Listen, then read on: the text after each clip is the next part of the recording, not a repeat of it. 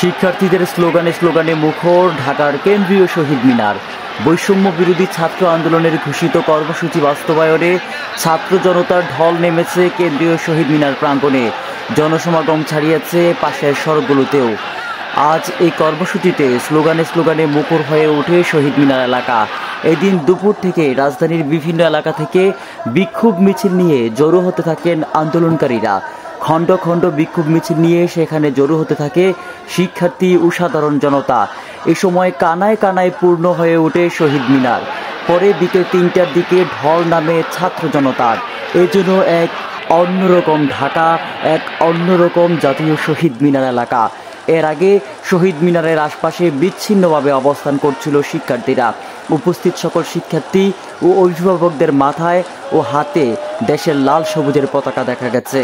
কর্মসূচিতে রাজধানীর school, college, বিশ্ববিদ্যালয়ের শিক্ষার্থীরা অংশ নিয়েছে। সকাল থেকে বিভিন্ন এলাকায় বিক্ষোভ করেন তারা।